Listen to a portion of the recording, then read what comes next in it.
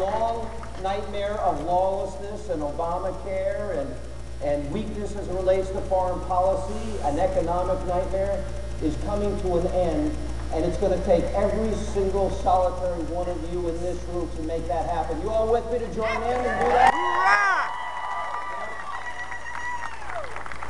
You know, one of the things, let me ask you, there's so many candidates. I am probably the perfect person to be here. In one sense, unlike all of you, I have not decided who should be our nominee yet.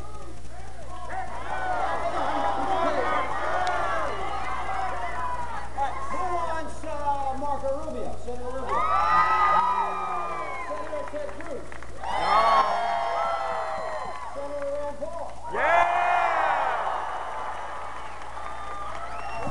I'm going to forget somebody's name and they're going to be really mad. Who likes Governor Bobby Jindal? Former Governor Rick Perry? Yeah! How many people like former Senator Rick Santorum? Yeah! Who likes Ben Carson? Who likes Governor Scott Walker? As my dear friend Matt Schlapp just told you, I am optimistic, here's my friend Matt, and I believe that this process now starts. Remember how you felt the day after Mitt Romney lost? Okay, I know how you all feel, because my TV ratings, the second day after he lost, you all evaded me for like 6 months. Because why? We were all depressed, right? But the process starts now, right now, and I am convinced that somebody that you will hear from this stage during this conference, which I'm so honored to be a part of, with its rich history of advancing the conservative movement in America, are going to be right on this stage, and you are going to make everybody in this room, watching on C-SPAN and Fox News, you are going to make that happen. I applaud all of you for your hard work and your effort. You are the grassroots. We're getting a little old. We're at the point where, you know, I talked about this with Marco Rubio today. I'm going to be back on stage with Donald Trump and Jeb Bush later. You all staying? Oh, yeah! All right, Jeb Bush, any supporters?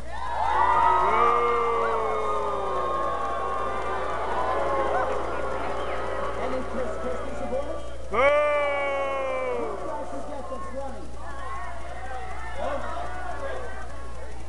Carly Fiorina supporters?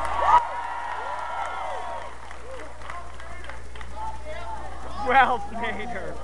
Security, can you get this guy out of there? What's that? Hannity's not running in 2016. Donald Trump, any Trump supporters? All right. You know what, though? Think of all these years ago. If every single thing, we're in the 7th year of the Obama presidency, and he's blaming Fox News, Paul Rove, Rush Limbaugh, Mark Levin, Glenn Beck, Sean Hannity, and when all else fails, who does he blame? Us. Right? It's sort of like if the dog bites, if the bee stings, if you're feeling sad, whose fault is it? Knick-knack, paddywhack, you give your dog a bone, and then you're a stupid liberal, and you try to take the bone back from the dog. After you give the dog a bone, the dog bites you. Not your fault, not the dog's fault. Whose fault is it? George Bush's. Some of you were drinking heavily last night. You woke up with a headache this morning. It's not your fault. It's not Jack Daniel's fault either. It's not Budweiser's fault. Whose fault is it? George Bush's. If you're stupid enough, let's say I had a bee nest in my house. If I was stupid like a liberal, I took a baseball bat and I knocked down the wasp nest, and the bees sting me. It wouldn't have been my fault. Wouldn't have been the wasp's fault. George Bush. All right, so we have a young, good-looking crowd here at CPAC, right? Thank God. By the way, I am so glad you young people are here. You are the future, and we are going to make this country good for you. I can look out in the crowd. I kind of have X-ray box vision, and I can see some of you women, you don't even know it yet, but you're pregnant. It's not your fault.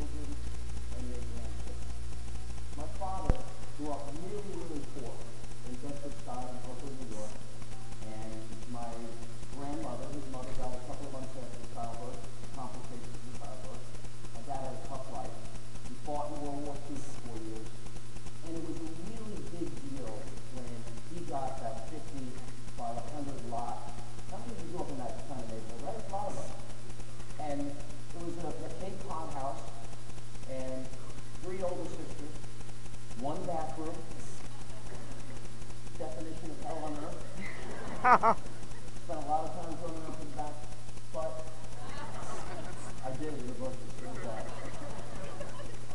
It's the bushes' fault. Hang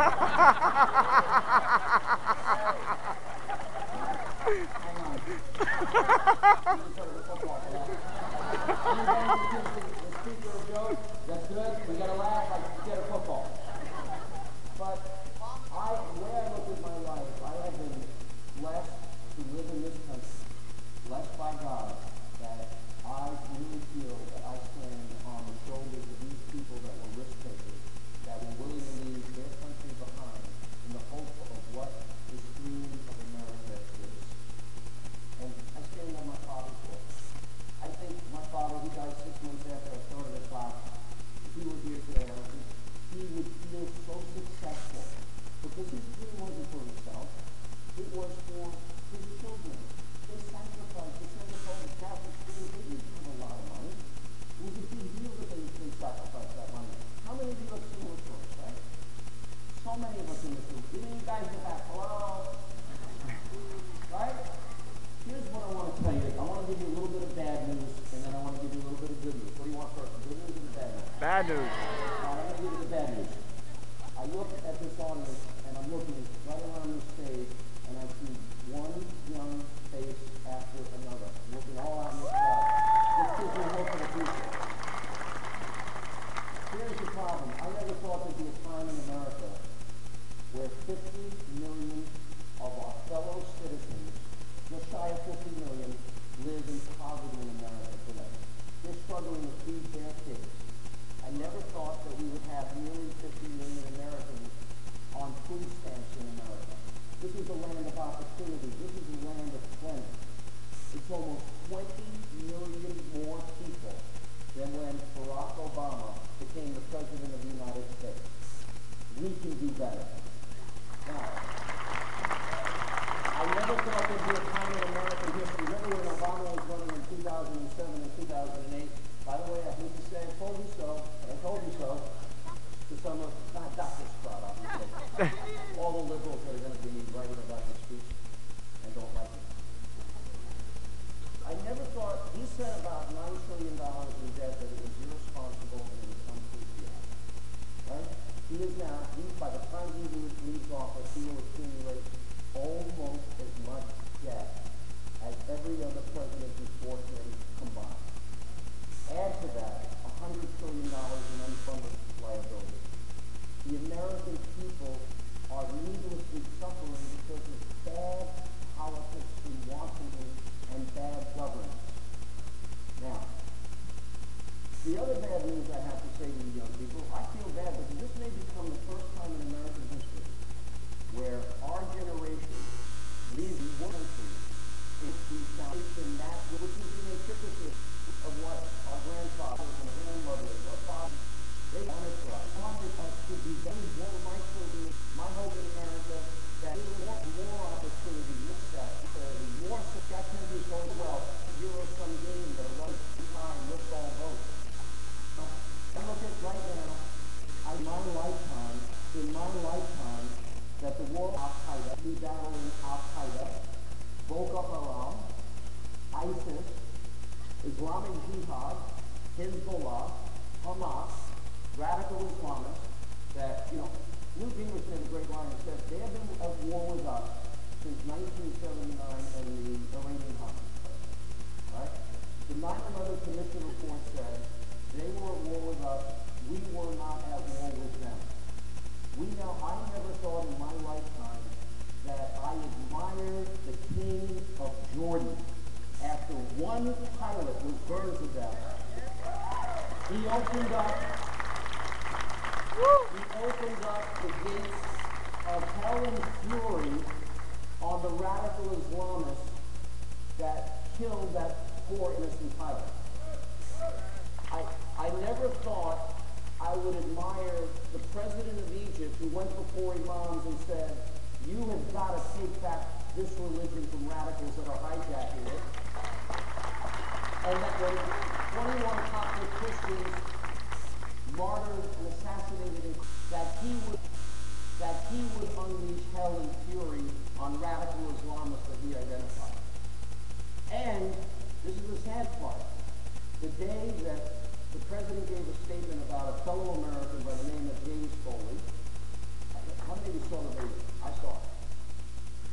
who was beheaded by these radical, modern-day, frankly, Nazis, brutally. It's a level of evil, unprecedented, that the president would give a statement, turn around, and 30 seconds later be on a golf course.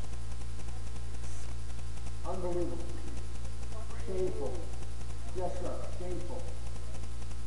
I never thought I'd have a president who would try and tell the American people and convince them the Islamic State is not Islamic. I never thought I'd have a president that, when 21 Christians were murdered, didn't identify them as Christians.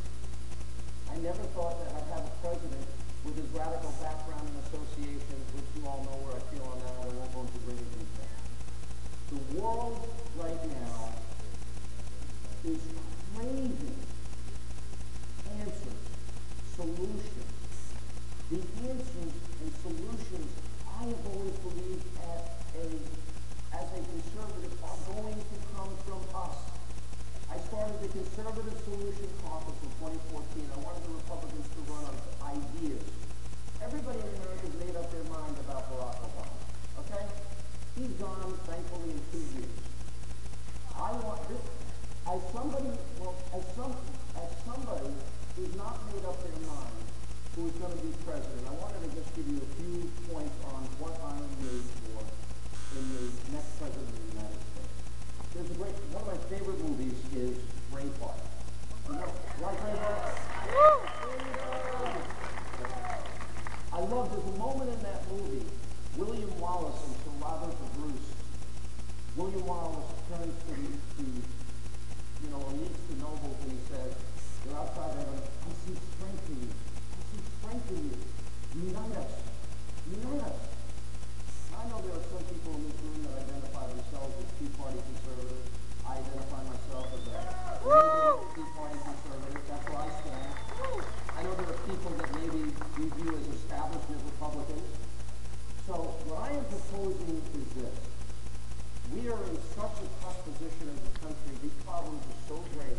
And I want to make sure that we live up to our responsibility to leave a country better than we found it. I propose the following things.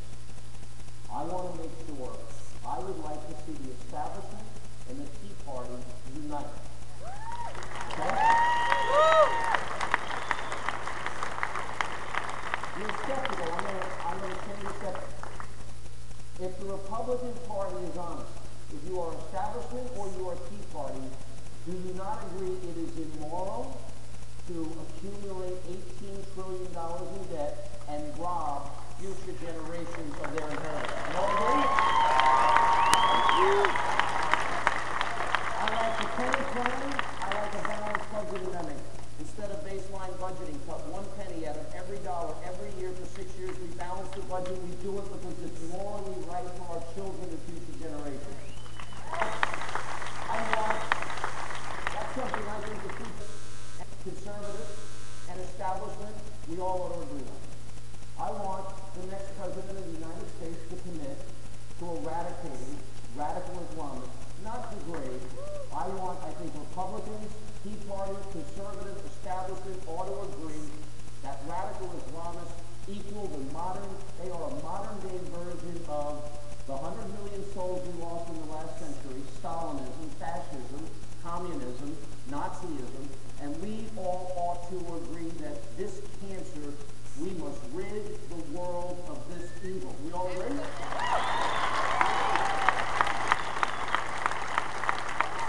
I think as conservatives, establishment, Tea Party, conservatives, I think we can all agree on another thing. I'm tired of America being dependent on countries that hate our guts, right? For our energy. We have more energy, coupled with new technology, for hydrofracking, horizontal drilling. We have more resources than the entire Middle East combined. We all ought to agree, establishment Tea Party. Let us break this monopoly. Let America commit to being energy independent in 5 years. Oh, yeah. We have some of the best and brightest minds. We send them to some of the worst schools that America has ever seen.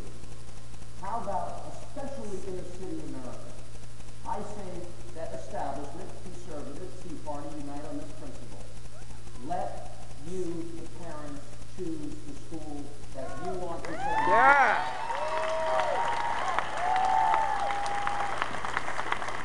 I know there's a lot of issues regarding immigration. Some people want comprehensive immigration reform. Some people want, like me, I prefer to secure the borders first. It's like tax increases and spending cuts. You always get the tax increase, you never get the spending cuts. You're going to get amnesty, you're never going to get the border secured. I would think that we can agree on one thing first. Let's secure America's borders for the safety and security of the American people.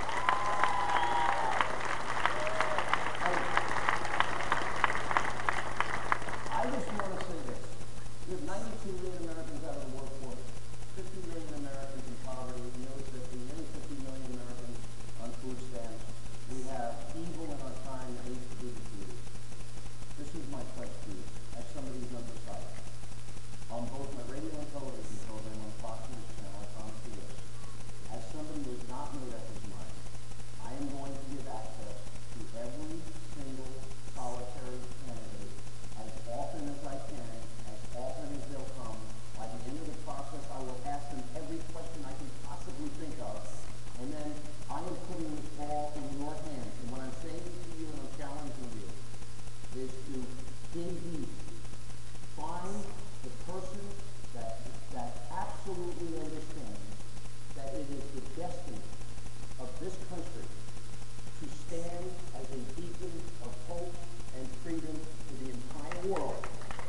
No country has given more to college adults to advance the cause of freedom than this country, the United States of America. And I'm just saying that I believe somebody at this conference will be the next president of the United States of America.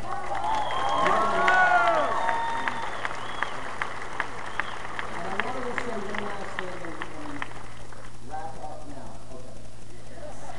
Sorry, Matt. I want to say one last thing. We owe it to the young people in this room.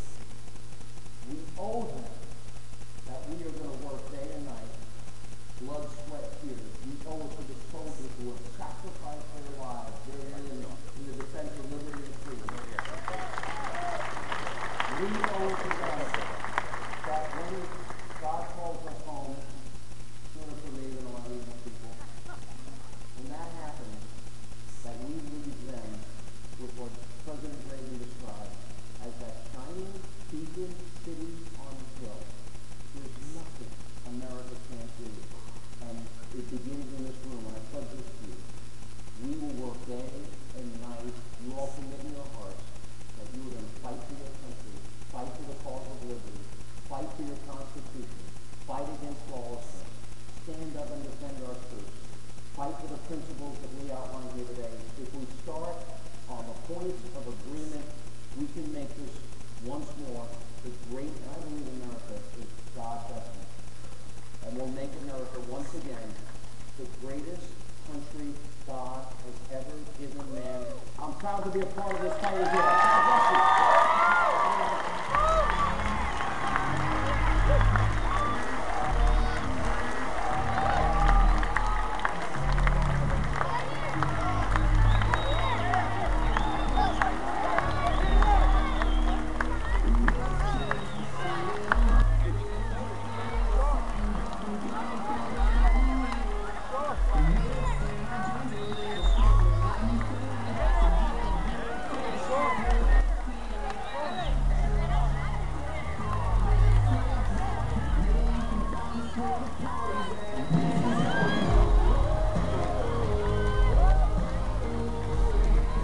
Yeah, but you slide your buddy in there. Yeah, you want to get inside.